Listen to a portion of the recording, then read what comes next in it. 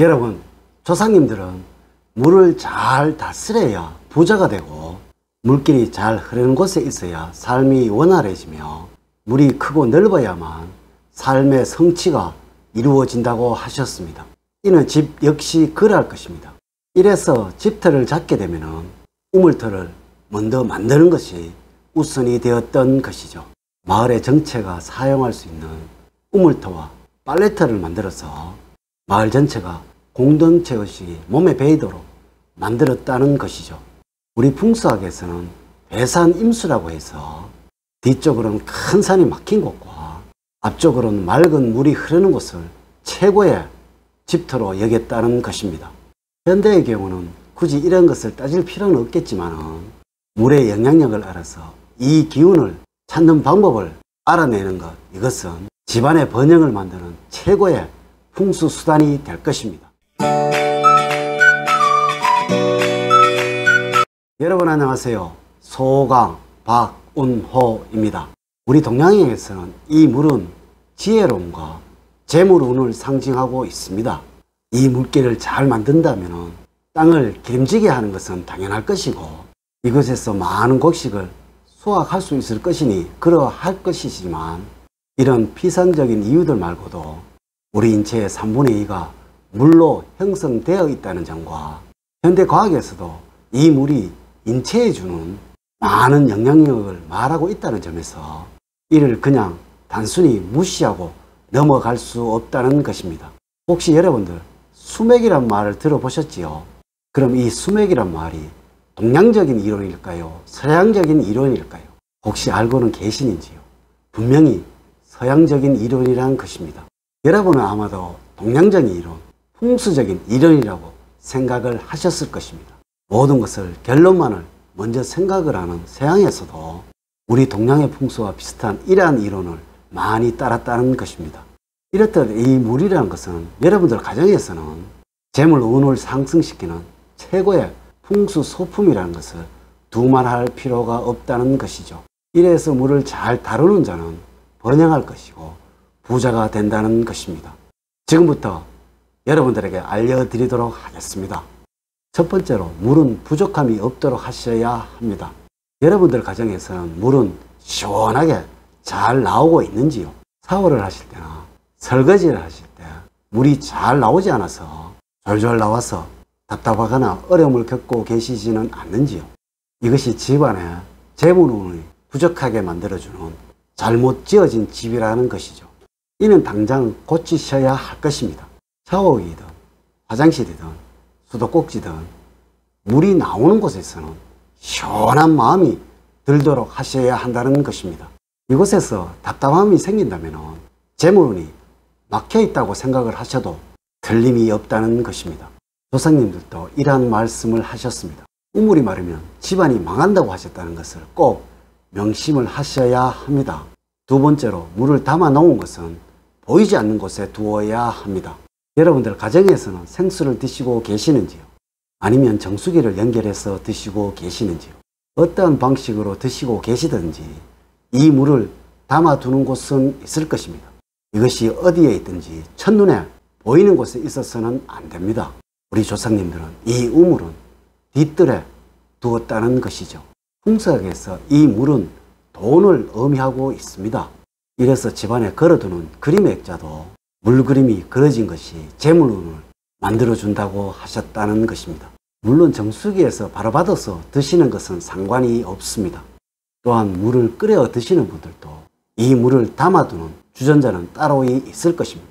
이 역시 상관이 없을 것이고 생수병에서 물을 드신다면 생수병이 있을 것이고 이 모든 것을 보이지 않는 곳에 두라는 것입니다. 반드시 냉장고에 넣어서 잘 보관을 하셔야 합니다. 많은 플라스틱 생수병들을 주방에 쌓아놓고 물을 드시는 경우는 없어야 한다는 것입니다. 이 생수병들은 보이지 않는 창고에 넣어 두시고요. 하나씩 꺼내 드시고 또 드시고 난 후에는 냉장고에 잘 보관을 하셔야 한다는 것입니다. 그래야만 재물의 역할을 한다는 것입니다. 세 번째로 고여있는 물이 없도록 하셔야 합니다. 물은 반드시 흘러다녀야 합니다. 이 물이 흘러다니지 않고 고여있다는 것은 자신의 역할을 다 하지 못하고 있다는 것이고 물의 기운이 지금 나쁘게 작용을 하고 있다는 이야기입니다. 혹시 여러분들 꽃병의 물은 언제 바꾸어 주었나요? 또한 수족관이 있다면 물은 언제 교체를 해 주었나요? 이 물이 오래되었다면 이 물은 죽은 기운이고 이 사의 기운을 집안에 쌓이도록 만드는 것이고 여러분들의 가정에 재물운이 죽도록 만드는 최악의 풍수 요인이라는 것입니다. 화분의 물은 부족하지 않게 주고 계시는지요? 절대로 이러한 일은 없도록 하셔야 합니다. 또한 꽃병의 꽃은 자주 갈아주셔야 합니다. 이 꽃 때문에 그러한 것이 아니고 여러분을 위해서 그러한 것입니다. 저는 집안에 수족관이 있다는 것은 풍수학적으로 좋게 생각을 하고 있지 않습니다. 물론 물을 자주 갈아주고 있다면 상관이 없겠지만 대부분의 사람들은 보기만 할 뿐 몇 달에 한 번씩 갈아주고 계시잖아요. 이 물이 오염되어서 보기 싫을 때 갈아준다는 것입니다. 이는 여러분들의 가정을 어쩌면 망하게 하는 징조이기도 합니다. 물이 썩어가게 만들고 있으니까 그러하다는 것이죠. 네 번째로 배수 관리는 이렇게 하셔야만 합니다. 가정에서 물이 내려가고 있는 배수구에 악취가 올라오고 있지는 않는지요? 이렇다면 풍수적으로 제로이고 빵점입니다. 물이 흐르고 있는 곳은 항상 정갈해야만 합니다. 그래야만 재물운이 쌓이는 것이고 풍수적인 견해라는 것입니다. 화장실 배수, 싱크대 배수, 세탁기 배수, 세면대 배수 이렇게 물이 내려가는 곳은 항상 깨끗하게 만들어 두어야 합니다. 절대로 물이 막히는 일이 없도록 하셔야만 합니다. 이는 여러분들의 가정에 재물운을 먹는다는 것을 의미를 하고 있다는 것이죠. 혹시 어릴 적에 부모님들이 이러한 말을 하시지 않던가요?